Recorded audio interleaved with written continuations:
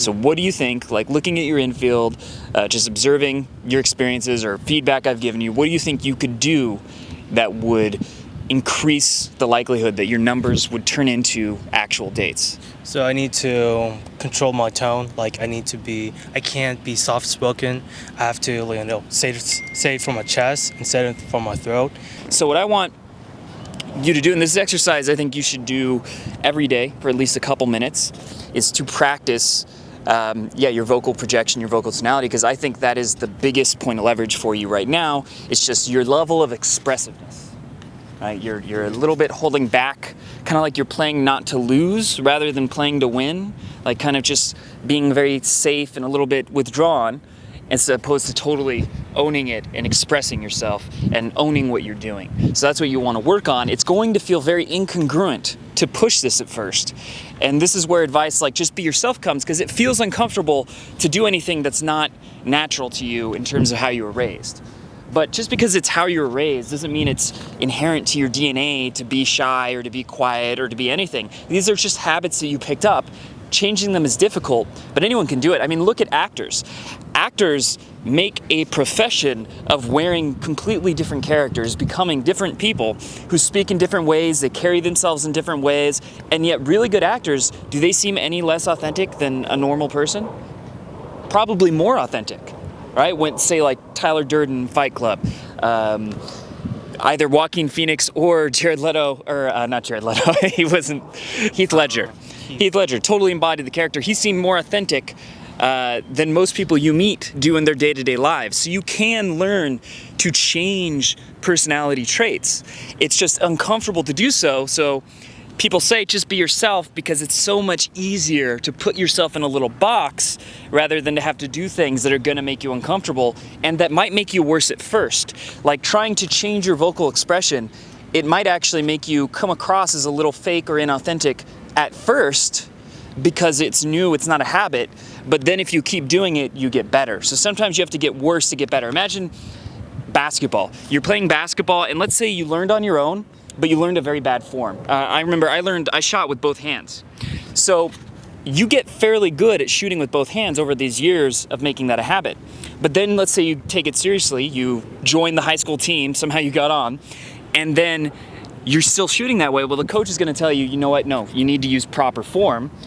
But when you start using proper form, your shot is going to get worse for a while until you actually make that internalized, until you make it a habit. And then it will become better. So there will be a point where you're consciously forcing yourself to do this and it's not going to be as good. But if you practice it long enough, if you put enough effort into it, and that's why at-home exercises are so useful, they'll make it into a habit and then eventually you won't have to think, you'll just do it in this new way. And it will be just as genuine to you as the bad habits you have now are genuine to you. So one way to work on your vocal projection, your expressiveness, is simply to record yourself telling for 2 to 5 minutes, telling the story of, let's say, how you got here, right? It could be any benign, boring story that doesn't have any emotional content.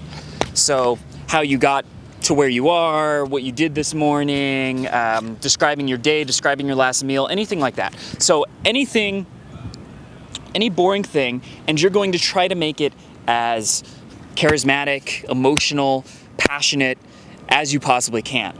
And it's going to be incongruent at first, but it's going to stretch you. And if you do it 5 times, 10 times, 15 times, you will become comfortable with being expressive. And then you'll start to become more charismatic. So tell the story of how you got here today and do it with as much enthusiasm and positive energy and intensity as you can. Okay. So, no pressure. oh man, I'm on camera. So, I am originally from Pennsylvania, and how you got here? I mean, like how you got here to like today. Today, so I was walking my dog, and you know, he's just doing his typical stuff, poop and pee. And that's as passionate as you can go? Yes, I can. Can you go more than that? Jeez, I don't know, man. It's hard. Let me demonstrate. I was walking my dog. And on the way here, I noticed that my dog had to take a shit. And I thought, this is gonna get messy. Just exaggerate it as much as possible, adding pauses, adding intensity. It's okay for it to be a little incongruent. Okay. So, woke up like this morning around 4 a.m. and I was like, well, shit, I feel like shit. And you know what? Guess what? I'm gonna like put my run shoes, my shorts, my gym clothes on and fucking run as much as I can. I've been doing this for like been running like 15 minutes and I feel fucking great. It's better. Better? I think the main thing is there's a little bit of softness in the way you're speaking, which, I mean, partly it might be just taking deeper breaths, right? Just actually filling up your diaphragm and letting that Diaphragm? go all the way through. Should I just like sing or should I just like... Well, like when you breathe, your stomach should expand. And if your stomach's not expanding, then you're speaking through your throat. Okay. So that's the first thing. When you breathe like this is a balloon. Balloon. Okay. Right? Expand it like a balloon. So that'll make your voice come more, right? And the other part is just pushing it. You know, putting on the gas pedal instead of, it's like you've got one foot on the brakes when you're talking. Like one part of you is not sure if what you're saying is worth listening to. Right? There's a hesitance. So you want to push through that. Even though it'll be a little awkward at first, but like add some assertiveness. Like push through it. Like oomph.